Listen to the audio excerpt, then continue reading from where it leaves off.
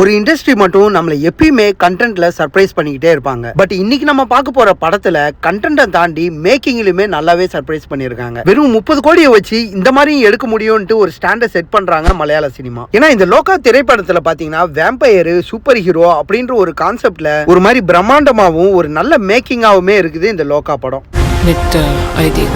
நீங்க நினைக்கிற இந்த விஷயங்கள் எல்லாம் நிஜம்தாங்கிறது உனக்கு தெரியுமா?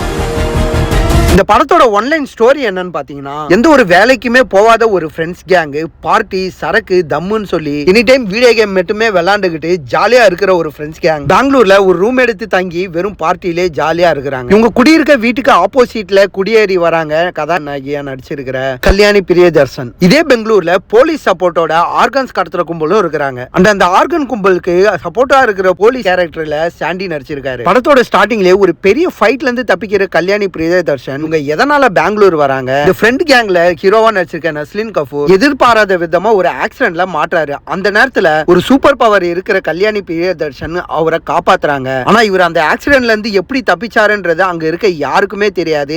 இவருக்கு மட்டும் அது இவங்க தான் அப்படின்ற மாதிரி ஒரு தாட்ஸ் வந்துட்டே இருக்கு. அதை கிளியர் பண்றதுக்காக கல்யாணி பிரியதர்ஷனை இவர் ஃபாலோ பண்றாரு. அதுக்கப்புறம் தான் ஹீரோக்கு தெரியுது இந்த கல்யாணி பிரியதர்ஷன் யாரு, இவங்களுக்கு இருக்கிற சூப்பர் பவர் என்ன, இவங்க ஏன் பெங்களூர் வந்தாங்க, இந்த ஆர்கன்ஸ் கும்பல் என்ன ஆச்சு, இந்த சாண்டிக்கும் கல்யாணி பிரியதர்ஷனுக்கு என்ன கனெக்ஷன், அண்ட் இந்த சூப்பர் பவர் கல்யாணி பிரியதர்ஷனுக்கு எப்படி வந்துச்சு, அவங்க எப்படி ஒரு வேம்பயரா மாறுறாங்கன்றது தான் இந்த படத்தோட ஒன்லைன் ஸ்டோரி.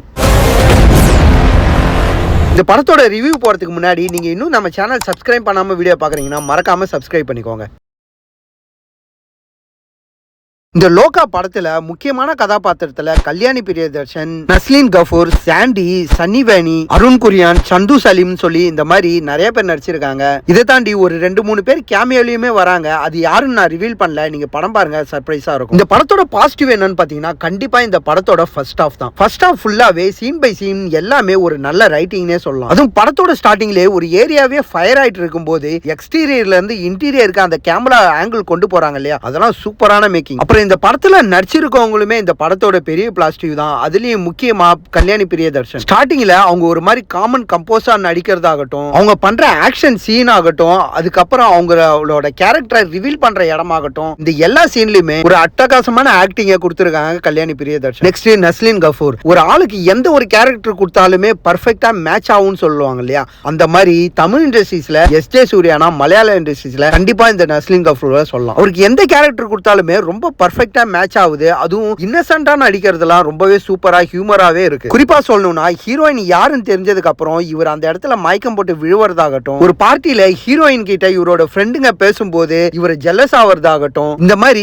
தேவையான சின்ன சின்ன சீனும் கூட ரொம்ப சூப்பராவே நடிச்சிருக்காரு. இதை தாண்டி ஆக்டிங்ல அடுத்த ஒரு முக்கியமான பாசிட்டிவ்னா கண்டிப்பா சாண்டியை சொல்லலாம். ஸ்டார்டிங்ல இவர் நல்ல போலீஸ் தானா இல்ல கெட்ட போலீஸான்ற ஒரு கன்ஃபியூஷன்லயே கொண்டு போற இந்த படம் கடைசியா இவர் கெட்டவன் தான் அப்படின்ற ஒரு கேரக்டர் டிரான்ஸ்ஃபர்மேஷன்லாம் ரொம்பவே சூப்பரா நடிச்சிருக்காரு சாண்டி. இதை தாண்டி இந்த படத்தோட சினிமோட்டோகிராஃபி ரொம்பவே மிகப்பெரிய பாசிட்டிவ் இந்த படத்துக்கு. ஸ்டார்டிங்ல வர அந்த ஃபயர் சீன் ஆகட்டும், ஃபைட் சீன்ல வர கேமரா ஆங்கிள் ஆகட்டும், இந்த மாதிரி இன்னும் நிறைய சீன் சினிமோட்டோகிராஃபி ரொம்பவே சூப்பரா இருந்துச்சு. அண்ட் இந்த படத்தோட மியூசிக்குமே இந்த படத்துக்கு ஒரு பெரிய பலம் தான். ஏன்னா ஒரு சூப்பர் ஹீரோ மூவி அப்படின்றதுனால இந்த படத்துக்கு நிறைய பிஜிஎம் தேவைப்படும். அப்படி இருக்கும்போது ஸ்டார்டிங்ல இருந்து எண்டிங் வர இந்த படத்துல வர பிஜிஎம் ஆகட்டும், இந்த படத்தோட சாங்ஸுமே ரொம்பவே நல்லா இருந்துச்சு. அதுலயும் கிளியே கிளியேன்னு ஒரு சாங் வருது, அந்த சாங்கோட பிளேஸ்மெண்ட்லாம் ரொம்பவே சூப்பரா இருந்துச்சு. என்னதான் 30 கோடியில இந்த அளவு நல்ல ஆக்ஷன் சீன்ஸ், இந்த அளவு நல்ல ஆக்டிங் உள்ள பெர்ஃபார்மன்ஸ் இருந்தாலுமே இந்த படத்துல லாஜிக் மிஸ்டேக் அது இதுன்னு ஏகப்பட்ட குறைகள் இருக்கு. இந்த படத்தோட முக்கியமான நெகட்டிவ் இந்த படத்தோட செகண்ட் ஹாஃப் தான். ஃபர்ஸ்ட் ஹாஃப்ல ஸ்டார்டிங்ல இருந்து இன்டர்வல் எண்டு வரைக்குமே ஒரு கேரக்டரோட ரிவிலைசேஷன், அதுல வர ஹியூமர்,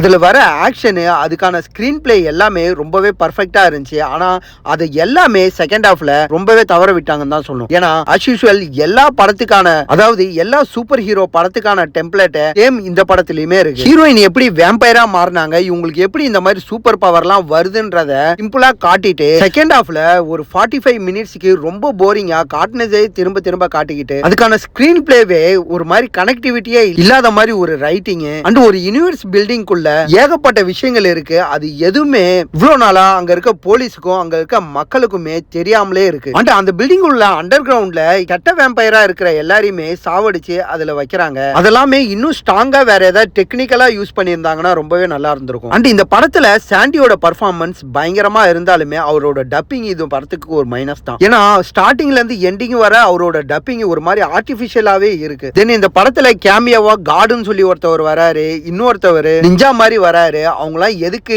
என்னன்றதெல்லாம் செகண்ட் பார்ட்ல தான் தெரியும். அண்ட் இந்த படத்தை இன்னும் கொஞ்சம் எமோஷனலா கன்வே பண்ணியிருந்தாங்கன்னா இந்த படத்துக்கு அது கொஞ்சம் எலிவேட் பண்ணி ரொம்பவே சூப்பரா காமிச்சிருக்கும். ஏன்னா வர சின்ன சின்ன எமோஷனல் சீனுமே அது நம்மளோட கனெக்ட் பண்ணிக்க முடியாத மாதிரி தான் இந்த படத்தோட ரைட்டிங் இருக்கு. இதை தாண்டி இந்த படத்துல வர லாஜிக் சீன், ஃபைட்ல லாஜிக் இல்லைனாலும் பரவாயில்ல, சீன் வைஸ் கொஞ்சம் லாஜிக் காமிச்சிருந்தாங்கன்னா கொஞ்சம் பெட்டராவே இருந்திருக்கும். அண்ட் இந்த படத்தோட பிளாஷ்பேக் சீன்ல ஒரு சின்ன பொண்ணு ஆக்ஷன் சீன் நடிச்சிருக்கு. அந்த பொண்ணு வர ஒரு 10 நிமிஷம் படம் ரொம்பவே சூப்பரா அதுக்கான கொடுக்கப்பட்ட ஆக்ஷன் சீனை ரொம்ப கச்சிதமாவே நடிச்சிருக்கு. மொத்தத்துல இந்த படம் எப்படி இருக்குன்னு கேட்டீங்கன்னா ஒரு பக்காவான ஃபர்ஸ்ட் ஹாஃபும் ஒரு ஆவரேஜான செகண்ட் ஹாஃபும் கொண்ட இந்த படம் ஒரு மஸ்ட் வாட்ச் லிஸ்ட்னே சொல்லலாம். அண்ட் ஒரு பக்காவான தியேட்டரிக்கல் எக்ஸ்பீரியன்ஸ் உள்ள படம் வேணும்னா கண்டிப்பா இந்த படத்தை பாருங்க. அண்ட் இந்த படம் மலையாள சினிமா இண்டஸ்ட்ரிக்கு ஒரு பெஸ்ட் படம்னே சொல்லலாம். முக்கியமா கல்யாணி பிரியதர்ஷனுக்கு கரியர் பெஸ்ட் படம் கூட சொல்லலாம். அண்ட் இந்த படத்தோட ரிவ்யூ உங்களுக்கு பிடிச்சிருந்துச்சுன்னா ஒரு லைக் ஒன்று தட்டிட்டு நீங்க இன்னும் நம்ம சேனல் சப்ஸ்கிரைப் பண்ணாம இருந்தீங்கன்னா மறக்காம சப்ஸ்கிரைப் பண்ணிக்கோங்க.